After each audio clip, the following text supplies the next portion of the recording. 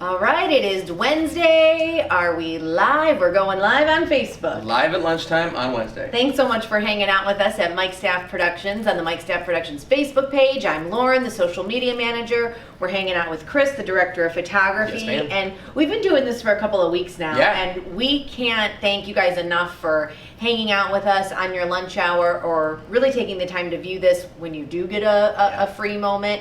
We've been having a lot of fun reaching out and communicating with you and helping to provide information that's helpful for your wedding planning. We've got a lot of great feedback from our clients about it. We have. So thank you so much. Today we are talking about planning the ever so important wedding timeline. We actually threw up a poll on Instagram stories last week. What did you want us to discuss? Wedding albums or wedding timeline? And by far, you guys wanted the details on how to perfect your timeline, and this guy knows a lot about doing that. I've made a couple in my career. I've made a couple. Okay, so I guess let's start about, first things first, leave any questions or comments that you have right here on the post. We've got blog articles and all kinds of things posted right there in the post that you can follow along with or read later. And Natalie, our chick behind the scenes, she's going to be helping post examples of timelines that we're going to be showing you up on the screen here on our Instagram page and in the comments. So follow along. If you miss anything, we've got you covered. Number one, why is having a timeline important? Maybe some couples are out there going, what do I need a timeline for? Do I have to draw one out? Right. You know what? A timeline is something that's very commonly kind of forgotten about or overlooked as you're doing the planning. Okay. You plan all the events, you plan the locations, you plan everything you're purchasing for your wedding, but you kind of forget to organize it for your day. Yeah. You know, we talk to so many clients about that. The biggest thing about timeline is having a great timeline makes the client, allows them to enjoy the day better. And it reduces stress. And it's probably very helpful for the people who are trying to make their day so perfect. Extremely helpful because it allows us to hit the mark. When we have a timeline that works well, it allows us to work with the client and really get their expectations. I mean, you've got a bunch of weddings coming up here in the fall. Yeah. If you've got a couple that doesn't have a great timeline or a completed one or one period, I mean, how can that affect your day and other vendors' days? Sure. So when you have a timeline that doesn't make sense for the expectation of the client, it limits your ability to work because you're trying to cram in 2 hours of requests and expectations into 30 minutes sometimes. And there's stuff that just isn't physically possible. And this is something that you will go over always with that phone call when you meet with them. It's important to get that squared away. Yes. And we do have examples of some timelines. So let's have Natalie from our marketing team. Why don't we throw up and show you the differences, because depending on your day, depending on the type of wedding you're having, where you're having it, your timeline's going to look different. So it is. What are we looking at here? And so you got two samples here, okay? You have what we call a church wedding versus a venue wedding. The main difference here is that at a venue wedding, we're referring to a wedding that's happening all in one location. Okay. So you're gonna have your ceremony, followed by your cocktail hour, followed by your reception, and everything's within a couple hundred feet of each other. Cool. Okay? One-stop shop. One-stop shop, there's no transit time, really. A lot of times clients get ready at that same venue. Everything's there the whole day, okay? So it's important to look at those things. When you're looking at the left side of the screen, now you're gonna see a church wedding. So this would be kind of your traditional, the church is in one city, a lot of times the reception is within 30 minutes to 45 minutes of the location, but normally not right next door.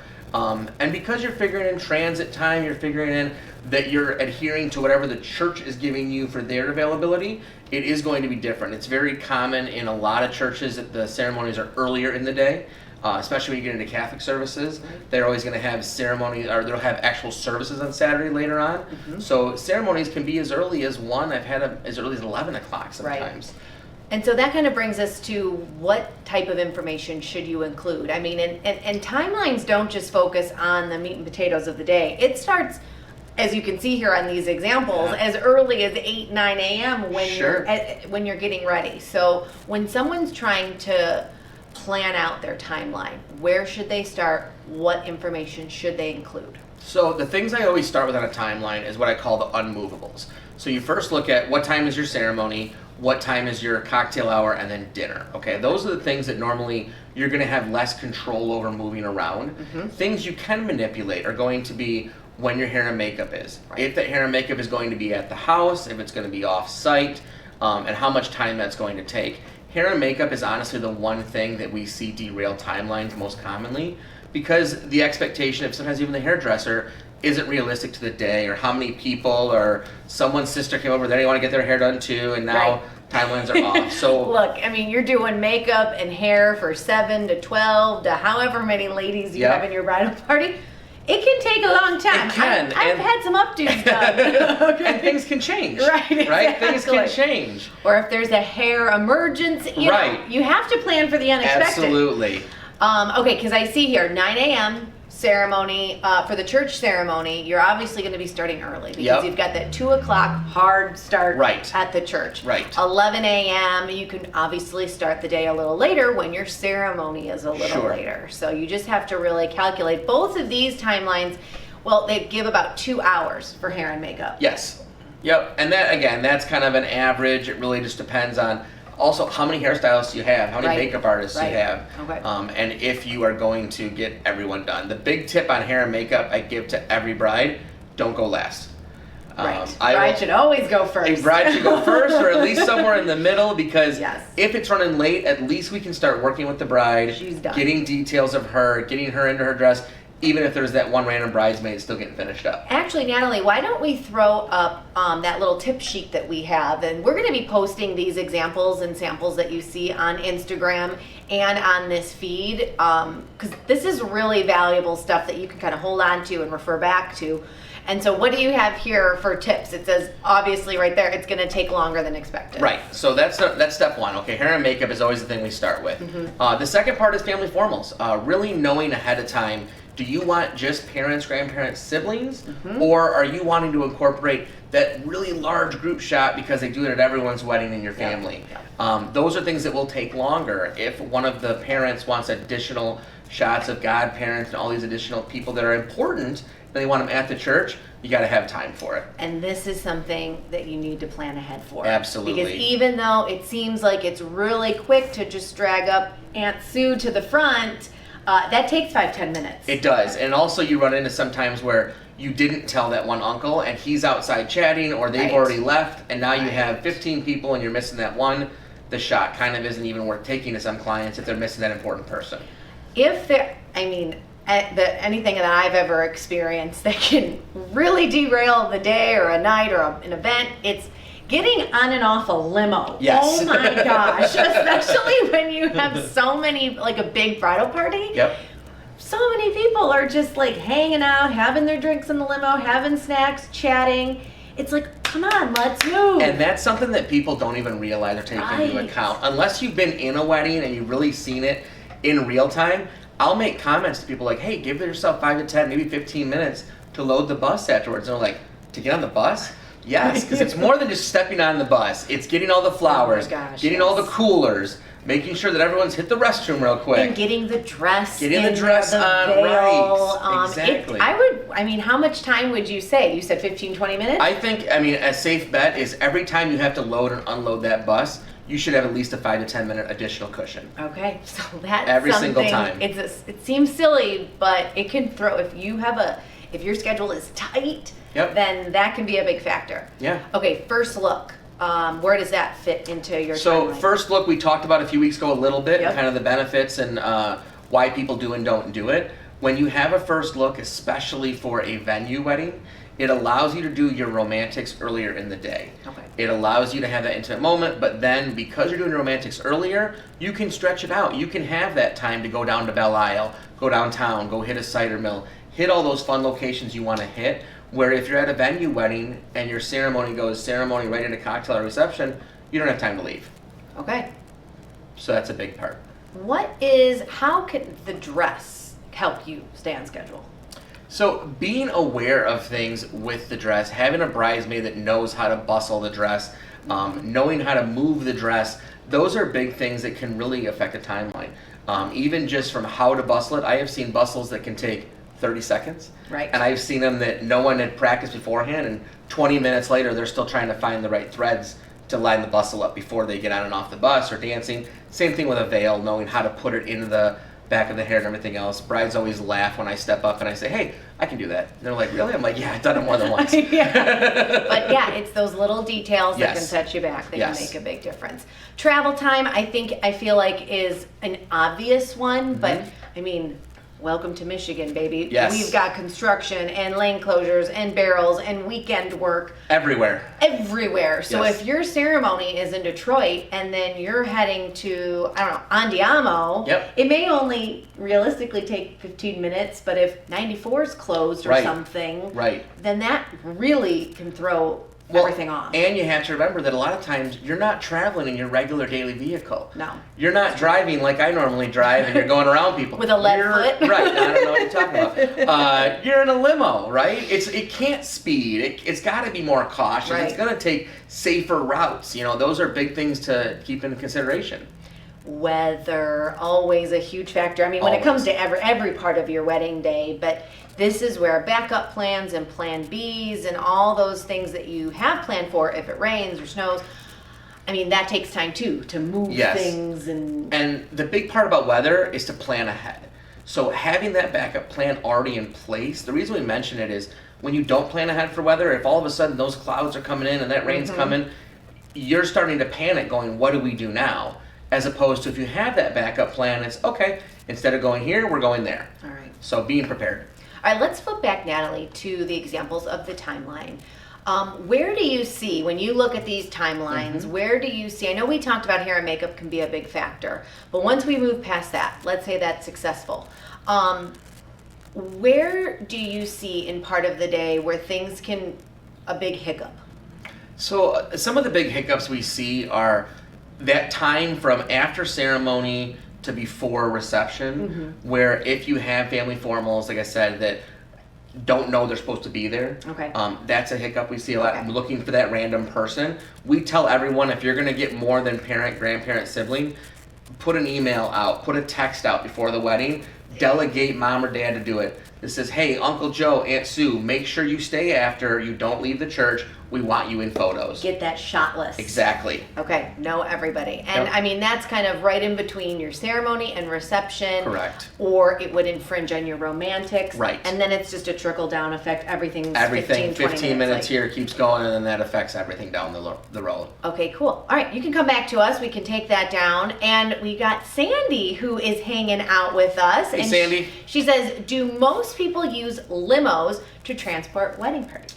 So a standard like Lincoln limo was a popular thing for the longest time. Right. Nowadays, party buses. Everyone Right. does party buses. Right. I mean, technically still a limo. There's a lot of advantages to going to a party bus over a limo.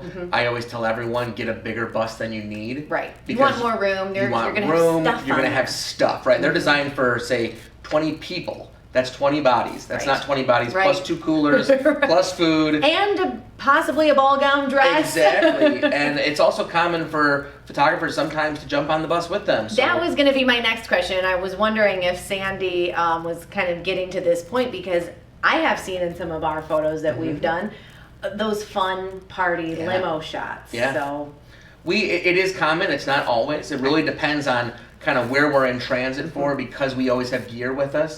So that's always a factor. But when possible, especially going downtown, Right. it's one less vehicle to park, one less thing to transition between. Trying to find parking in downtown Detroit is not always easy, especially on a Right. Saturday. Absolutely. So being able to have that limo, drop everyone off, hop back on is a big bonus. And I would imagine, Sandy, if the bridal party is, if it's on the smaller side, you may not need a bus, or you may be able to just take some cars. You know, it all Sure. depends on budget and I've what seen- people are looking for. I have seen people with a small wedding party easily add in, just do a 15-passenger van with a Right. chauffeur. Right. You know, and that works out great. I think Sandy had a follow-up question down there. Can we scroll down Oh. for a minute to see what that was?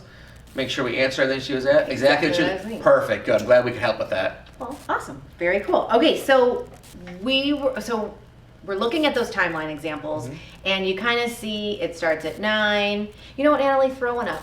When does it say it ends? So like 9 to midnight is your reception time. That's kind of the open party time. Right, that's Yeah. party time. So how long do you need your photographer or Great question. videographer to stick around? Because things start getting going at 9, and Natalie, you can take this down now.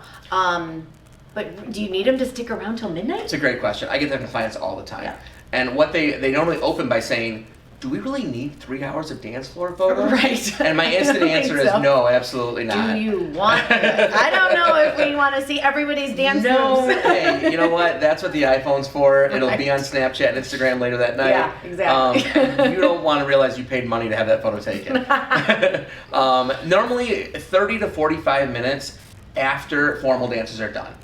That's Okay. kind of a good rule of school to kind of go with. So you get a little bit of the party. Yep. Because that's all you need. And also, the dance floor, 99% of the time, in the first 30 to 45 minutes, it's going to look the same an hour later and 2 hours later. Right. Especially with a Mike Staff DJ Exactly. who know how to throw a party. They do. Okay, so formal dances. So that means, the first dance, the parents. Correct. Bridal party dance. Yep. If they have a choreographed dance, anything like that. And again, that just kind of, what's the average time in a package? 8 hours, So, 10 hours? Average what's the norm? package is 8. We have 10-hour packages also. Okay. But your average package is 8 hours. It is very common to add overtime, especially if you have a day where you want that extra time in the morning, you're going different places, you're going different routes.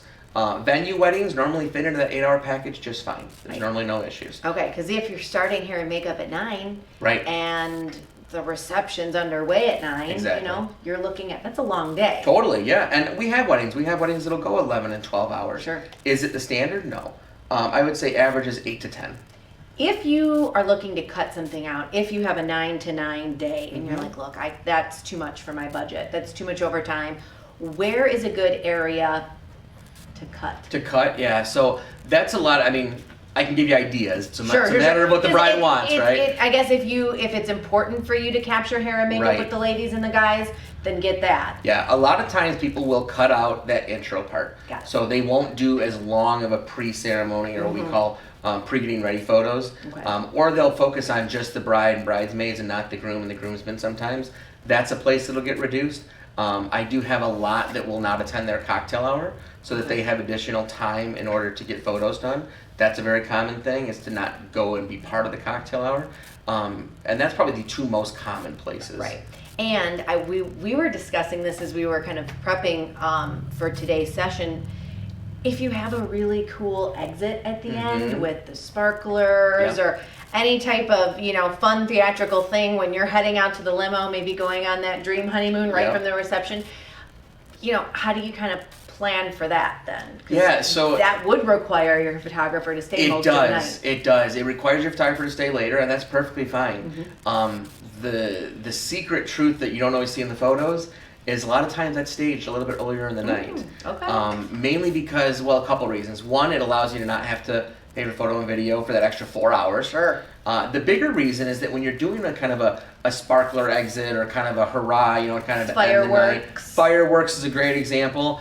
If you wait until midnight and 12:30 when the night ends, everyone's not there. That's true. A lot of people have left, That's true. A lot of the family have left. It's going to be your hardcore friends that'll still be there, but you're not going to have that wow factor of 200 people or 150 people as opposed to 40. If you're paying for a fireworks show, then you want You want it to be everybody seen. to be there. Right. So that's a really cool tip to know. So you're not necessarily planning it for the last moment. It's kind of like in the middle of your reception Exactly. as like the climax. Right, it's kind of a climax celebration. Yep. And then no one's going to be mad that you came back and had a drink with them and danced with them for a couple more hours. Exactly. Right? So Exactly. That's a big great part. point. Okay, that will hopefully give some people relief as they're going through and going, oh no, do I Right, have to I want add to on do this, 3 but more what is it going to hours? cost me? Right, exactly. Okay, so what else do you think we need to know about timeline? I mean, who should so you make this timeline. It's perfect. Your day is organized. Who should have it? So once you've talked to your photographer, your videographer, your DJ, and you've made the timeline and you've agreed on everything, okay, you want everyone to have it. So the one thing I recommend is if you have a timeline is you text it out to your bridal party. That's a great thing. That way they can kind of look at it and they know when they got to be where, who's got to be where. It's a great thing to give to the parents. That way the parents know, okay, they're going to be arriving at this time. We'll make sure we're there to greet guests. You want to make sure any vendor that is part of your day that you can get a copy to, they're going to be thankful. Where does someone build this? Can you just do this in Google Doc know or what? Word or? So we actually have one that we build with clients. We have an online form that we use. Great. The photographers have a form they fill out when they're talking with the client.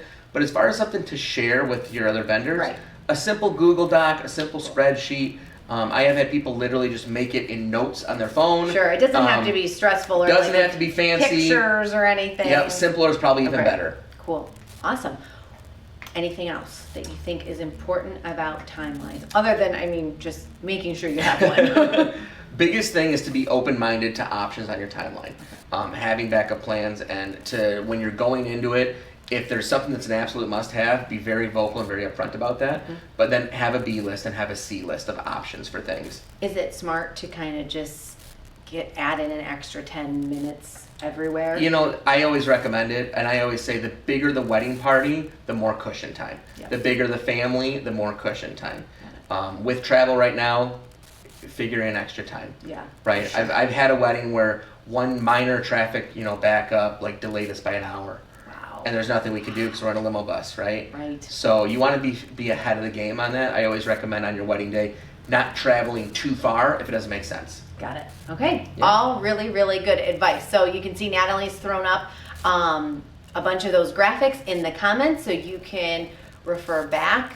And let's see, Sandy threw up another comment. I guess you have to make sure to get something to eat just after here. Yes, that is, I mean, the weddings that I've been a part of, my wedding, we had food on the limo bus. Yes. We had food while we were getting ready. It is so important not to forget to eat. It is, and those that do will feel it. Yes. It is like, let's be honest Such a here. long day. People are having alcoholic beverages on a wedding. It's Right. very common. Right. You don't want that on an empty stomach. Big thing also is make sure you're putting waters in your bus. Absolutely. When you're planning out, and that's one more thing is with timeline. If you're gonna have booze and things like that, send someone to buy that ahead of time. Right. That can also quickly kill a Yeah, timeline. you don't That wanna quick be- stop at the liquor store. Or picking up subs or Right, something. right. Have Having to grab food, everything exactly. ready. And you just kind of have to weave in your breakfast and lunch Yeah. during these activities. Exactly. Grabbing on the go is a big thing. You have no time to have a relaxing lunch on your wedding. Nope, you talk to the average photographer, we've got granola bars and protein bars and stuff Exactly. in our bag ready to go at all times. Awesome. Well, check out our comments so you can hang on to those graphics. You can save them to your phone. You can easily refer to them. We're going to be throwing them up on Instagram too. And that's a great place to just follow us and see a lot of our photography inspiration if you're looking for ideas. And we're going to be posting shortly, right after we end this live, what you want to talk about for next week. Absolutely. And I think we were just going with possibly wedding albums. Can't hate on wedding albums. No. I love my wedding album. I Yes. still look at it. Or photography style, I Yes. think is what we're leaning Yeah, towards. what is your photography style? Figuring that out. Yeah, because, I mean, before you can once you set up your timeline, then you can go, well, these are the types of pictures I want. Right, and the more educated you are on what you want, the better you can communicate that to your vendors. And then your day goes by that much Exactly. more smoothly. See, Exactly. it's just Full circle, all the full way. circle. Awesome. Well, thank you so much for hanging out with us. Sandy, thanks for all of your comments and hanging out with us at lunchtime. We really appreciate it. And we're going to be saving this. All of our Facebook Lives are going up on our YouTube channel, and we're putting them in all of our blogs. So we hope this information is super helpful for you as you move forward and plan your wedding. We'll see you guys next week. See you next week. We'll see Thanks, what guys. you choose.